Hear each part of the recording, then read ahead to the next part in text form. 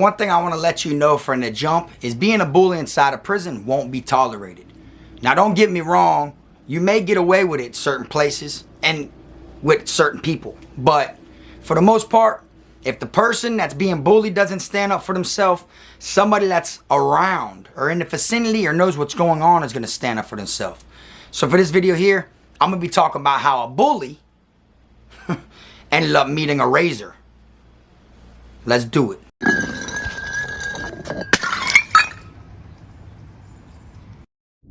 Same time of the week, better be there. Have my people send a message, make sure that it's there. Time for me to collect, bring the shit over here, cause you can tell them my face, don't make me come over there. I'll run up in your room, put my shank in your neck, swear to God I'll wet you up, better show me respect. I'm hitting licks like nut, break bread with dogs. Putting on for Eastside, Davey, this K-Fraud, it's a robbery. Heard what I said, I got some names I won't say. Most of them dead, for that tunch you get as a press on your head. Take the shit out your locker, throw it all on my bed. You got a daughter back you up, I don't care what you click.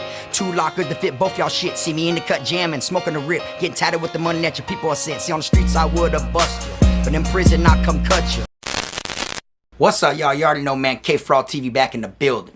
Y'all go ahead and do me that solid favor, man. Make sure you hit that like, subscribe button, and also make sure you hit the notification bell so you can see it first. Welcome back to the channel, y'all. If this is your first time tuning in over here on K-Fraud TV, my name's K-Frog, and a lot of things that I talk about on this channel is prison or jail related. For the most part, damn near 99% of the stuff that I bring over here has to do with letting people know what it's really like behind them bars when you find yourself incarcerated and stuck in the grasp of the system, all right? So for this one here, I'm going to be talking about how a bully ended up getting dealt with because, you know, his bullying days have came to an end.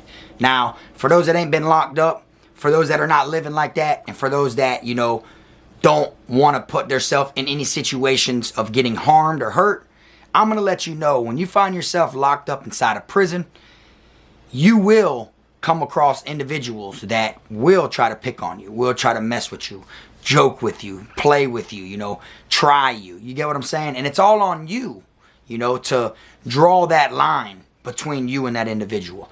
Now, don't get me wrong, there might be some other people in there that can save the day, you know, that will, you know, stop the situation from right then and there. But it doesn't draw the line, you understand? Because there will be a day that that person who saved the day will not be there, okay? And it'll be you and that same person again. And if you didn't draw the line from the get-go, they're just going to try to do it to you again, you understand? And I'm going to be real with you. If I was a bully and it came down to bullying someone, who would be the easiest target? Someone who's going to stick up for themselves every time I try to bully them? Or someone who isn't going to draw the line? Who's going to allow me to do it?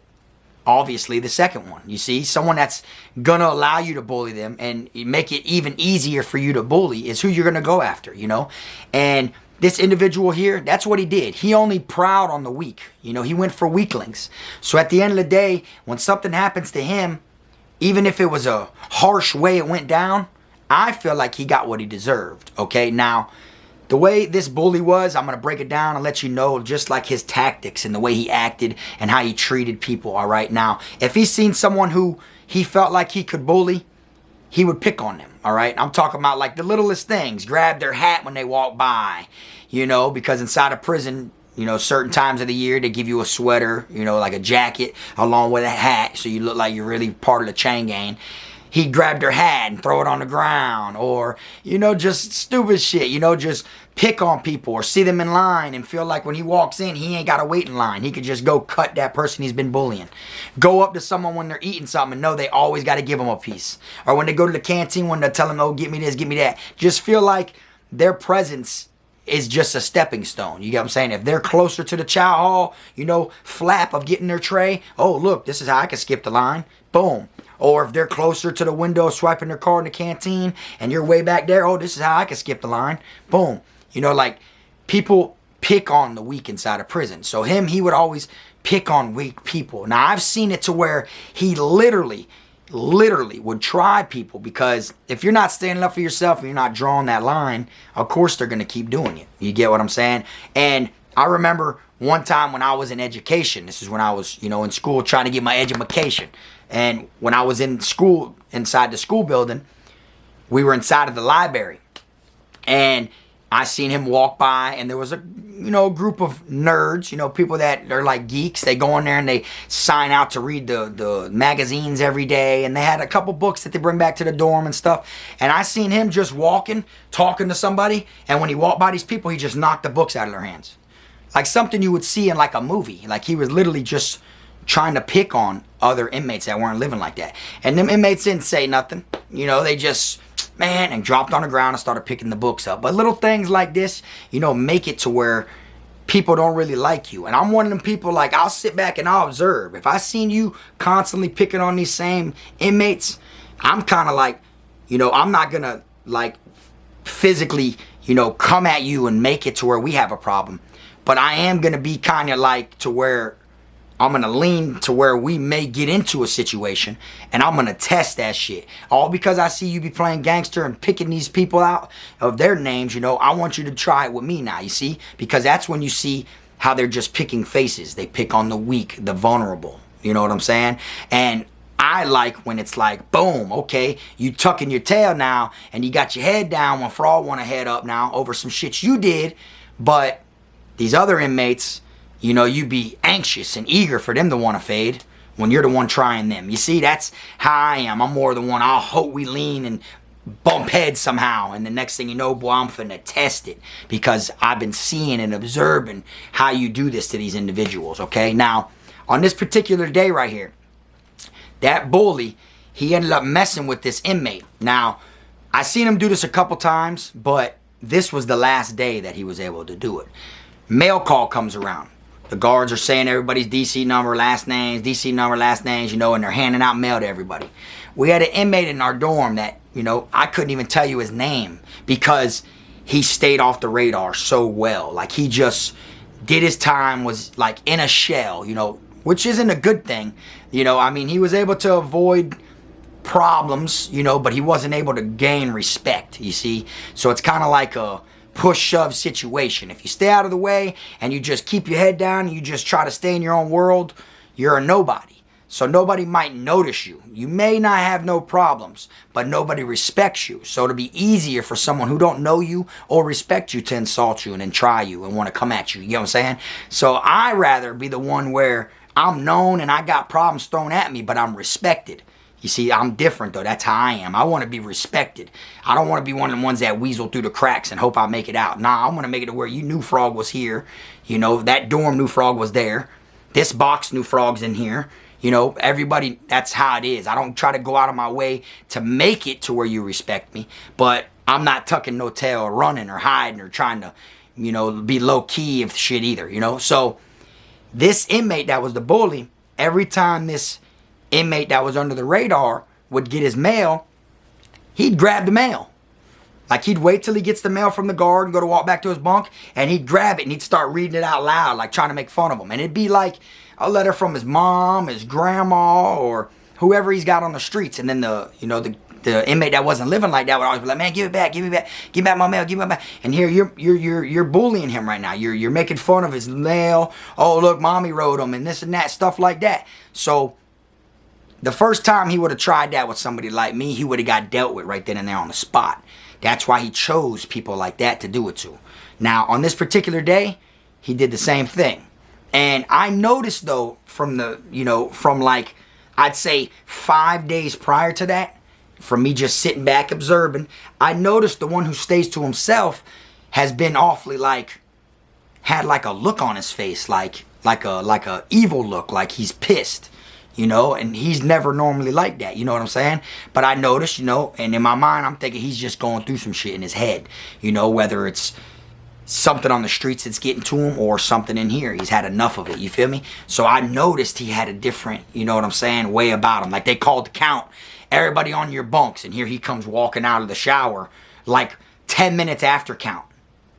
Like, normally, he wouldn't be doing that. He'd be on his bunk sitting up straight. It's like he was slouching more at things that he can now get in trouble for, and I noticed this.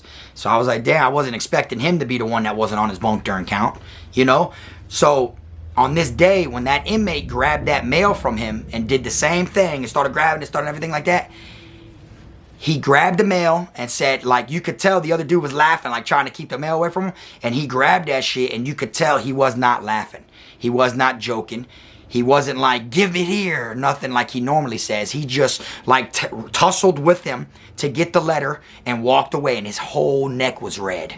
His neck, his face, like you could tell this aggravated him, pissed him off. You know what I'm saying? So the dude who took it, the bully, you know, he ain't thinking nothing of it. He's just laughing or whatever. The guy got the mail back and he goes on about his day.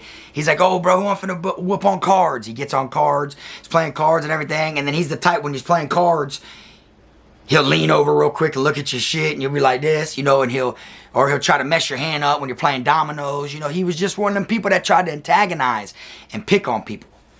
Little did he know, later on tonight, he was going to get dealt with. All right? Now, everybody knows how it goes inside a prison. If you don't, I'll break it down. So at like 10 o'clock, you get master roster count, which means they do the main count. Everybody on their bunk, ID present. They come around with the chart, make sure you're on your exact bunk, and you got your ID to show that you're there. Because a lot of people sleep in abandoned bunks. You know, we call them stolos. You know, a lot of people just sleep where they want, but then at the end of the night, they'll move their mat real quick and go sit on the abandoned bunk, which is their assigned bunk. You know, that's how it goes. You feel me? So, master roster count, 10 o'clock, lights out at 11. I remember I was laying there, got my MP on. I'm just, you know, vibing, eating a bag of barbecue pork skins. You know, so I'll never forget. They were called, they were pork skins, and I want to say they were called Turkey Creek. That was the brand of them. I remember sitting there, eating them bitches in the dark. You know, and I'm in an open bay dorm at this time. Eating the bitches in the dark, laying there, listening to music. Got Future, Kevin Gates, Boosie, Plies, all these other people, you know, going through my head. And I'm just looking and I'm observing and seeing all the different people that are getting high right now. You see all the cherries lit, all the people that are smoking in the cuts in the corners by the bunks. See everybody, you know, you even got a couple people in each dorm that when it's lights out, they decide to do laps and start walking around. You know what I'm saying? A lot of people do that shit. You're allowed to do that. I've done it multiple times too. You feel me? It just shows you're trying to get your walks in. So I'm laying there. Next thing you know, I'm looking and I observe that inmate, the one who was being bullied. And I observe him, he starts doing laps. So in my mind, as I'm listening to music, I'm bopping and everything, I'm watching him. I'm looking at him walk down the aisle, turning this way. I'm watching him, and in my mind, I'm thinking like, damn, I wonder if I've ever seen him walk laps like this before, you know? Like, or is this the first time? Or like his whole demeanor is different now, you know? And he does a couple laps, and normally he's like stiff with it, you know? Like if you see him walking somewhere, he looks stiff. He's not, you know, looking around trying to see what's what or nothing like that. He would just be like stiffly like facing forward. So as he's doing these laps, next thing you know, as I'm looking at him, I observe he's like looking around real fishy, you know? And I'm thinking like, man, what this dude got going on? You know what I'm saying? Like, is he being a lookout? Like, is something else happening? So I start looking around just to see if something else is happening, and maybe he's just being the lookout. You feel me? Because the way he was looking, you know? And I look around, I don't see nobody. There's just a couple people in the cut. You know, I look over here, there's a couple people in the cut. Like one or two other people on their bunks. Everyone else is like dead asleep. I'm thinking, like I said, that he was a lookout. So next thing you know, he pulls his pants up. And, you know, my tension starts rising. Because I'm thinking like, well, you know, every time he walks around, you know, these other dudes that are up are like in the cut. I was on a single bunk that was in the center of the floor. You know, like you got like, you know, bunk beds that go around the wall. Like picture like this with bunk beds all the way around the wall. And then, you know, in the middle, you have single bunks that'd be like pat, pat, pat, pat, pat, pat, pat. And then you can walk in between. It's like a horseshoe. And then all the single bunks are in the middle. So as I'm laying there in the single bunk, he keeps walking by. I'm thinking like, now I see him pulling his pants up and shit. And I just see the way he's acting. I'm thinking like, you know, like, is bruh, you know, finna take off on me or something? You know, I'm the only motherfucker that's like up right now that's on a single bunk that he keeps walking by. So next thing you know, when he walks past me again, I lean over real quick and I slide my Reeboks on. Boom, boom. And I slide back down like on the bed. Boop.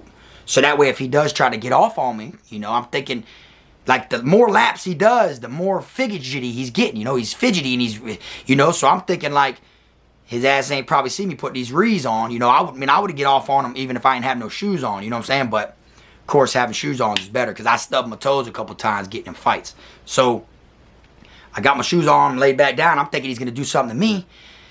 As he walks by, you know, I can't see him behind me, you know. So next thing you know, he starts coming walking up this way. So when I'm looking at him, all of a sudden he just dashes into like a cut in between bunks and jumps on the bully. The bully was laying there sleeping, and he jumped on top of that bully, and the bully, all you hear him say is, "What the F?" like real loud. And he gets on him, and he's like, the one who was, you know, the one that was being bullied starts crying out loud, like while on top of this dude, and was cutting him with a razor blade. You know what I'm saying? And, you know, due to it being in the dark, you can't really see what's happening. You could just hear it, and you could kind of see, you know, the darkness of two people rumbling over there, but you don't really know what's happening. So you don't see when the razor blade, when he's cutting them. He had enough of that bully shit. You get what I'm saying? So he decided to attack him at nighttime, when he was like the vulnerablest the most, laying there in his sleep, you know? That's why people don't understand how dangerous it is inside of an open bay dorm. Like, it's wide open, you know? You might think because it's not behind a cell, not that much stuff can happen, and, you know, it's dangerous behind cell doors, yada, yada, yada, but it's both. You know, they both got their ups and downs, because in an open bay, everybody's in your business. You see, so there's a lot more problems inside of open bay dorms. Everybody sees everything. Everybody's a part of everything. If they say no restroom, that's for everybody. If they say no showers, that's for, you see, it isn't just one cell they take it out on. They take it out on the entire dorm. So there'll be a lot of problems in open bays. So he jumps on this bully, starts dicing them. They start rolling around and shit like that on the ground. Next thing you know, I'm like, oh shit, I take one earphone out, because meanwhile, you know, I'm watching this. I got it where it sounds like I'm in a car with 12s, like the speakers, because I had that shit turned to the max.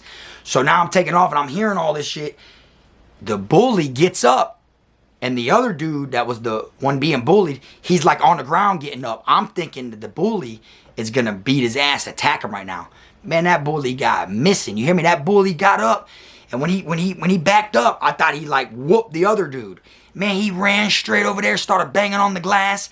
And from where I'm laying at, and I could see the officer station, which is the booth that the officer's sitting in, which is the glass. As he's banging on that shit, I see blood being smeared. And here we got the lights out. I see the blood from the lights inside of the officer station, because the officer's in the lights. I see blood on the glass that the inmate's banging on. Still, in my mind, when that happens, I'm thinking he got blood on him from whooping the dude who attacked him. I'm not thinking the dude that attacked him cut him with a razor blade. So he's banging, man, nah, man, come on, open the door, open the door. So the guard jumps up in there and tries to come out the laundry room to see what the problem is. And that bully, man, when he turned around to see if that inmate was chasing him, when he turned around, I seen blood all right here and probably like this far on his shirt. All this was covered in just red blood.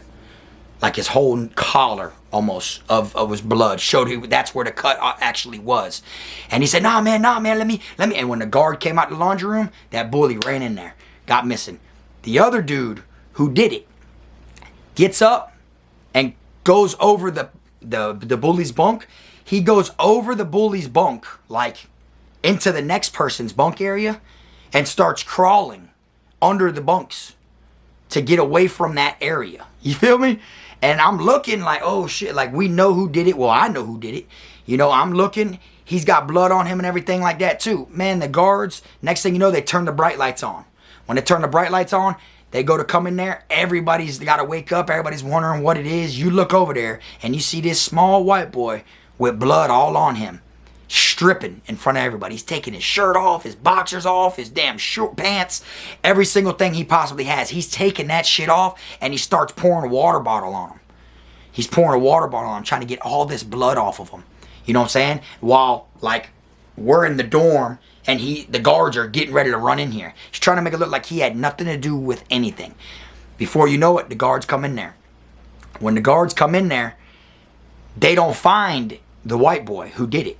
They just see the water on the floor in one corner, and then they see the blood in the area from where the bully ended up getting cut up at. Believe it or not, that person right there who was being bullied, you could call it, gained his respect from the entire dorm that day. And the same person who was being bullied, the whole dorm was against. So now that the damn guards came out there, everybody was like trying to hide and shield who did it. everybody was like, go over here. Hey, man, look, clean this all. And they're like, man, we don't know who did this all. Instead of being like, man, hey, man, you know, like instead of being on the other guy's side, they were on the guy who did it side. But while that bully was in there, they all used to play cards with him. They were all friendly with him and everything, but they didn't really respect him. You see, it was either they respected him but didn't like him, or they liked him but didn't respect him. And that's how it was. But for this person to do this in the middle of the night by himself, without telling anybody, without needing help, without anything, like he was his own lookout, and then he jumped on him. By him doing that, he gained respect from people. He made it to where everybody like tried to hide him as best as they could. And believe it or not, he got away with it. They never found anybody in the dorm that cut him. You see what I'm saying? Now, later on in prison, you know, eventually cameras were put in, so it was easier to spot certain things. But he got away with it, believe it or not. And he carried himself and continued to do his time the same way. In a shell, minding his business, staying to himself, walking all stiff. You know, he was just had enough of being picked on, had enough of that bully trying him. You get what I'm saying? And he stood up for himself. He did it in a gory, harsh manner, but at the end of the day, you know, enough is enough. And I respect that. And I remember I went up to him and told him, hey, bro, I salute you for what you did. You know what I'm saying? And he was like, yeah. And I was like, nah, I'm just being real with you. You feel me? You ain't get nobody to do it for you. You know, you ain't even tell nobody you were going to do it. You know, that's some real, I got to respect that. You feel me? I put respect on it, you know? And he was like, yeah, I just got tired of him, you know? And then he started breaking it down to me, let me know that one of his aunts on the street died from cancer. And then his mom's going through the same thing right now. She's sick and everything. And that kind of like let me know the motive, you know, like what it was over. You know, that dude playing with his mail and shit like that.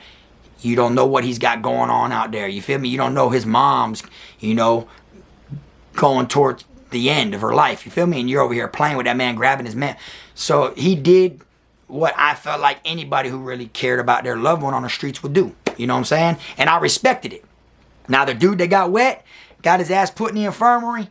And, you know, of course, the guards came down there eventually, grabbed the white boy who it was for questioning. Because that boy sang back there. He told. But when they came to grab him for questioning, a bunch of us rose up once we see they took him inside of the laundry room to question him, to get him on the statement, to get his statement.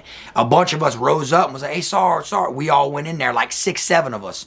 And we told him, man, that man had nothing to do. He's just trying to pick someone. That man owes money. He checked in. The person who did it, he's really scared of. So he's just trying to find the easiest person to, you know, check in up under, to get up out. You know what I'm saying? And then the guard said it out of his own mouth. He said that he could tell by this inmate, looking at that inmate, that isn't the inmate that cut him.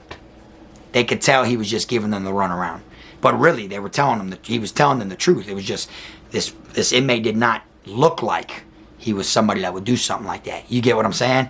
And at the end of the day, the bully got what he deserved. So me, I feel like, my opinion, he should have cut his ass the first time he played with him. But the bully got what he deserves. There was no harshness to it. I feel like he's lucky he's still alive, because some people will try to take your life over something like that. Now, if you're someone that's been locked up and you came across a bully and you've seen something happen to them before, drop it in the comment section. Or if you've, you know, had someone try to bully you and you stood up for yourself, let people in the comment section know how you dealt with it, how you took care of it. The comment section is always open. That's all I got for y'all today, man. I appreciate y'all tuning in. Y'all can also catch me on my gaming channel, K for All Gaming. I stream at like 11:30 p.m. Eastern every few days. I'll be on there later on tonight. If y'all want to pull up, chop it up, you know, Q&A, whatever it is, I'm there. I ain't hard to find. Thanks for watching. And like I always say, make sure you keep them rats, squares, clowns, chomos, pedos, gunners, wannabe island boys, and clout chasers out your circle. And until next time, this the one and only. I am my team, Frog. I'm a criminal, I'm a cool nigga, but I got a limit though. I'm a cool nigga, but I got a limit though. Cause I'm a criminal, yeah, I'm a criminal.